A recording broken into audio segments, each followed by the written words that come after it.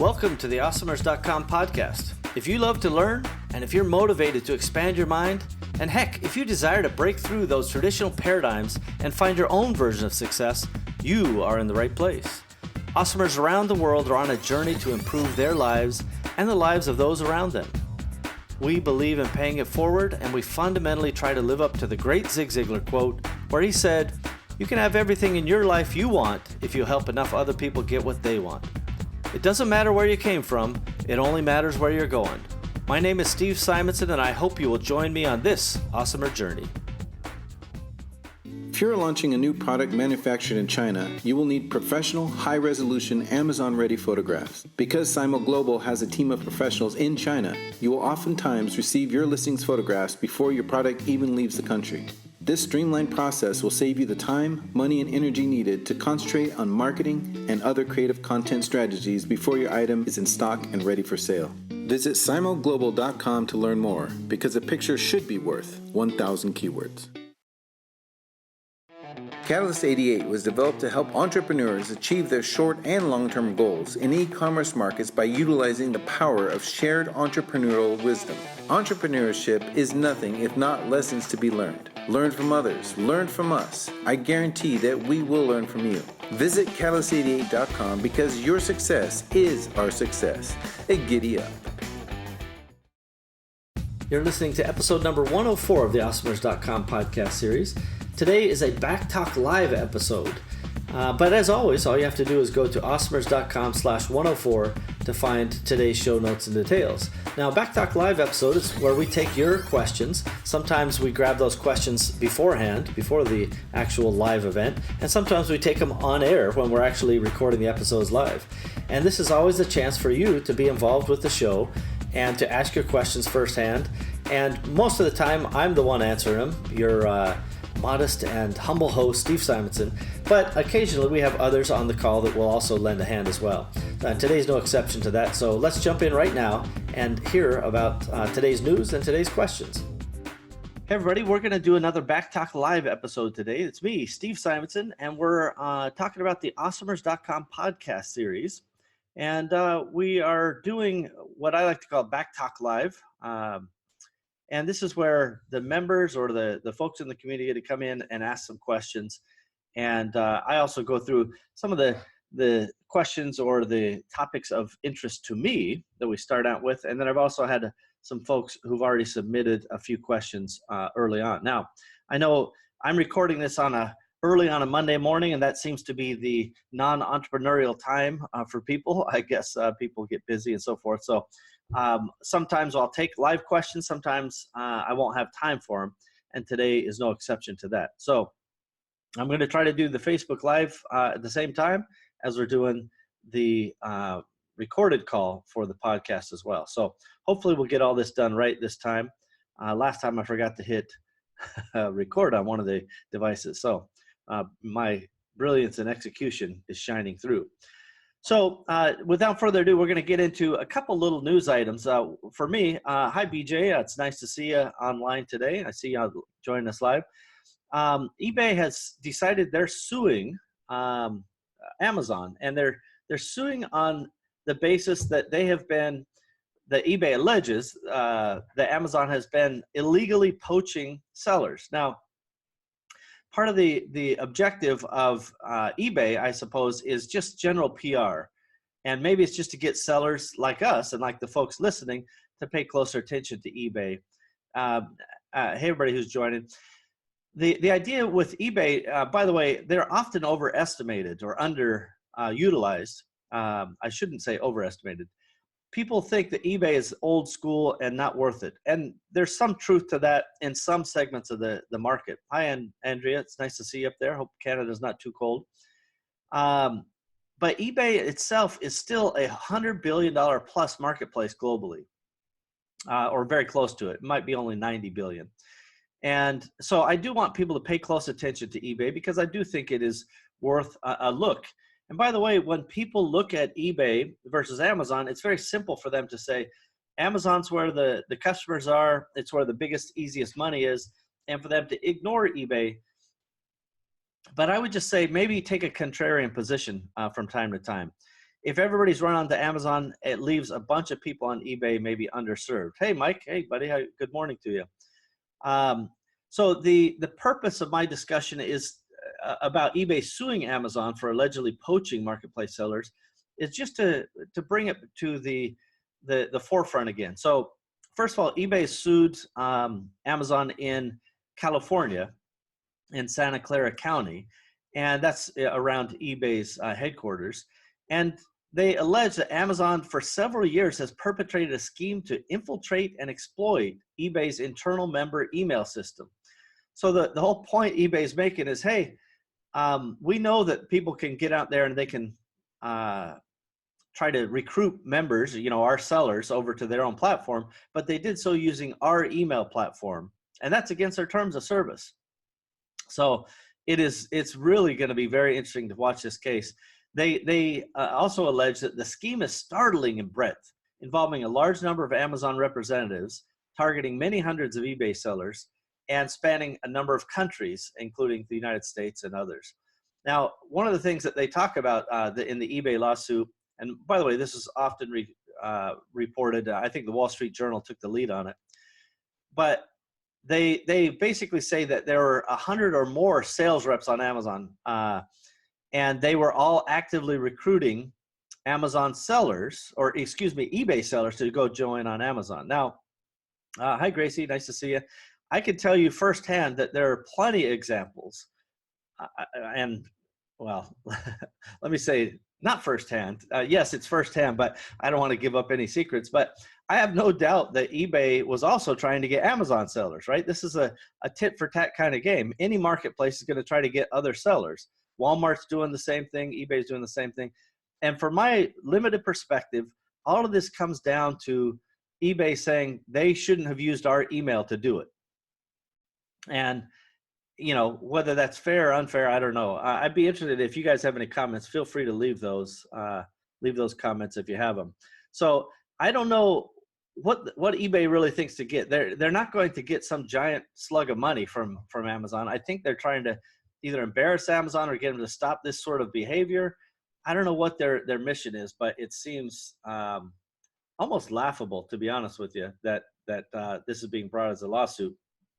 But sillier things have happened in this world. So that was one of the pieces of news that caught my attention. Another one, and I don't know how many of you guys are aware, but there are lots of different marketplaces. We just talked about eBay, Amazon, of course, their third-party marketplace. Mike, I agree. It does seem desperate on the part of eBay. We talked about Walmart a little bit, but how many of you know that Facebook has a marketplace? How many of you know that Instagram now has a marketplace that's taking shape? How many know about the new Google marketplace? The name escapes me at this moment, but these newer emerging marketplaces have a real potential to be competition for Amazon. And as sellers, and really even as consumers, we want Amazon to have competition, right? Some of the prices on Amazon are not as tight as they could be for consumers as well, because we just kind of get used to just buying stuff on Prime. If we see something, salt and pepper shaker, just buy it. It's on Amazon, we have Prime shipping. But if we had those options on other marketplaces, I think things would take shape. So do keep a very watchful eye out for the Facebook, Instagram, and Google marketplaces in particular. But there was a news item here just this past week that, this is what happens when you have new marketplaces. But robbers, bad guys, were posing as sellers on Facebook Marketplace, and they would try to meet with people, and then they would force them to withdraw money from the ATM and rob the people. So these types of things are more likely to happen in less mature marketplaces, and marketplaces where obviously you meet. You've heard this on Craigslist, and honestly, in the old days, you heard about on eBay and things like that too, where people would just end up and they would order something and they would get a box of rocks or whatever. The point is, it will take time for these marketplaces to develop. It'll take time for them to mature, and people should not, I would say, lose their sense of normal. When you show up to meet somebody, first of all, that's high friction kind of transaction. I don't like those transactions in general, but let's be safe out there when we're, it sounds like Hill Street Blues, but let's be safe when we're out there, doing face-to-face transactions. There are a couple existing marketplaces like OfferUp and things like that on Facebook that have done pretty extraordinarily high volumes considering how small they are. But let's not forget the bad guys are out there too. So one of the other things that I like to talk about is marketplaces maybe that you haven't heard about. So, you're welcome to comment on this if you like, but tell me if you've ever heard of the Albertson Marketplace. And the answer is you probably haven't because it was just announced. But Albertson is launching an online food marketplace. Now, if you're selling, I don't know, iPad cases and covers, that's probably not a super exciting marketplace for you, but it's a marketplace for food, wellness, and household products. So if you do have any of these types of things, you may be on the short list in the future. Right now, they've started with just 40,000 products, but Albertson announced that they want an infinite supply. They know that Amazon and now with the Whole Foods acquisition, that they are taking a lot more share out of the market, particularly in the food category. Albertsons, by the way, is number 2 in the United States, or maybe it's number 3. Yeah, it's the 3rd largest grocer in the United States. If you sell anything related to home products, household products, and food or wellness, you have a real opportunity to get onto Albertsons. And there are going to be other marketplaces like this. Now, Albertsons and other marketplaces use a marketplace platform called Miracle.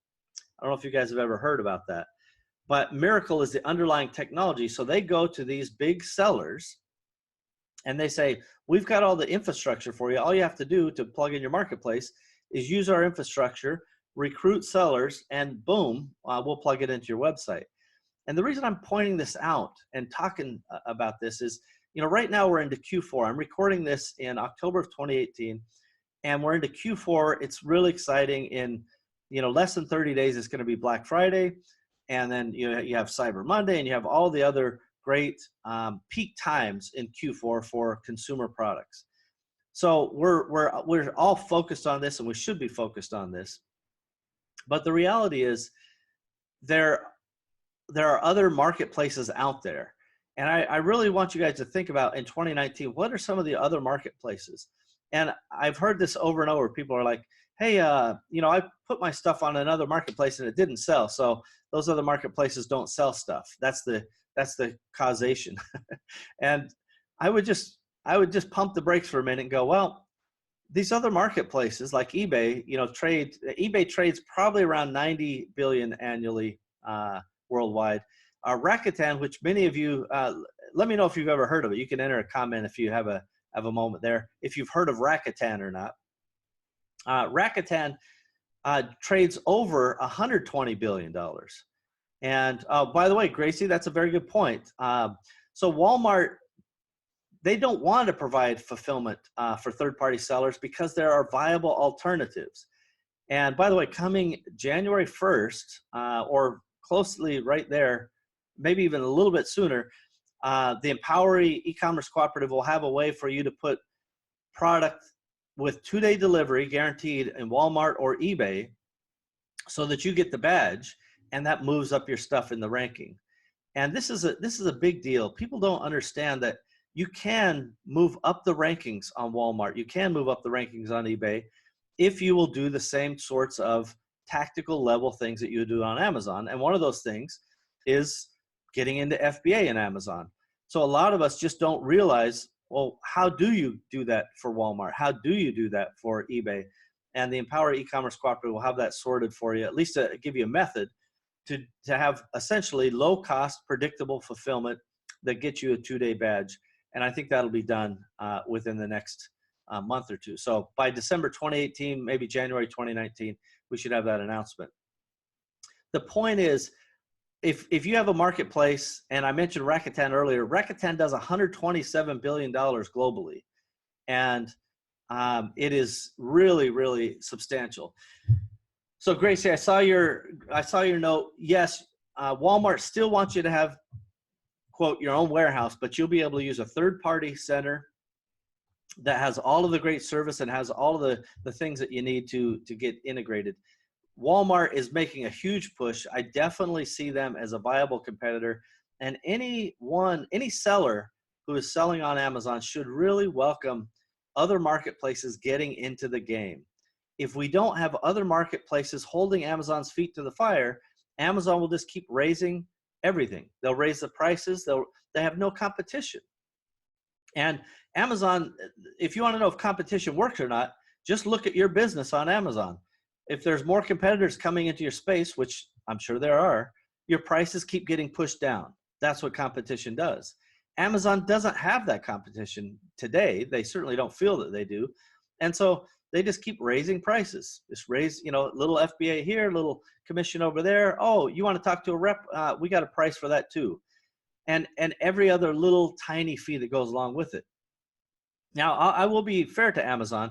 Most of their charges are based on what we call consumption, right? So if you use it, you pay for it, which is really attractive for us as sellers because it keeps our overhead in a variable expense structure, right? We want variable expenses, not fixed expenses. If there's anything you take away from this session, it's that you want to maintain low overhead and variable expenses. So that means the more you sell, the more you pay. That's okay. But you don't want to have a high percentage of fixed costs. Hi, Tony. I see you joined us. Welcome. I saw a couple other names. They went by too fast for me, but welcome to you as well. So my point is to keep a low variable expense structure, so low fixed overhead, and keeping a generally variable expense structure is to your advantage. And that's what FBA is, because you only generally use it as you need it, although the long-term storage should be enough of a wake-up call for anybody to have most of your stuff outside of Amazon, except what's going to sell in the next 30 to 45 days. Around Christmas time, you can go 60 days. That's fine. And that's just to kind of look out for those big spikes, and also because it takes longer in Q4 for Amazon to receive product. So I want to just summarize this point again. There are lots of opportunities. So Tony has a question here. He says he's in Canada, and when he's doing shipping, there's no partner and shipping. So I get delivery appointments at 3 a.m, costs $400 delivery. So that has to do with whoever your LTL carrier is. So Tony, if you can respond, let me know. Hi, Laura. Hi, Alex. Tony, when you are talking about coming from Canada, shipping via LTL, who's picking the carrier? Is Amazon picking it, or are you picking it? That's one thing. Mostly, I would say better carriers have better opportunities to get it in at reasonable times, so that you don't have to have those premium time slots. We've not been forced to have the 3 a.m. time slots going from the U.S. to Canada, but I don't ship from from Canada to the U.S. very often, only when we're out of stock. So hopefully I can address more of that question. So I'd like to, we're going to take a quick moment just to palate cleanse here. So just give me 1 second. Hey, Amazon Marketplace professionals. Congratulations on your success to date. Your creativity, strategic vision, problem solving, and discipline have allowed you to build your own e-commerce business. Wouldn't it be great if you had more time to focus on the things that truly drive the sales and growth of your company? Instead of getting lost in a dozen different services and countless spreadsheets, what if there was one system that connected to your Amazon account and automatically gave you the information that you needed to make great decisions and really impact your business? Parsimony ERP can do that. Parsimony is the business operating system for your marketplace business. With Parsimony, you get true double-entry bookkeeping, easy financial statements, full customer service tools, and item-by-item profitability, along with project and task management, and more features are being added all the time. Learn more at parsimony.com. That's Parsimony, Parsimony.com. Parsimony.com. We've got that. Empower. The name says it all. Connecting e-commerce entrepreneurs with great people, ideas, systems, and the services needed to stay business dynamic and to grow. Empowery is a network, a cooperative venture of tools and resources to make you better at what you do, because we love what you do. We are you. Visit Empowery.com to learn more. Okay, that's it for today, everybody. This has been another Back Talk Live episode where you get to participate live in the show and ask any questions that you have. This has been episode number 104 of the Osmers podcast series. So all you have to do is go to osmers.com/104 to find today's show notes and relevant details. Well, we've done it again, everybody. We have another episode of the Osmers podcast ready for the world. Thank you for joining us, and we hope that you've enjoyed our program today. Now's a good time to take a moment to subscribe, like, and share this podcast. Heck, you could even leave a review if you wanted. Awesomers around you will appreciate your help. It's only with your participation and sharing that we'll be able to achieve our goals. Our success is literally in your hands. Thank you again for joining us. We are at your service. Find out more about me, Steve Simonson, our guest, team, and all the other Osmers involved at osmers.com. Thank you again.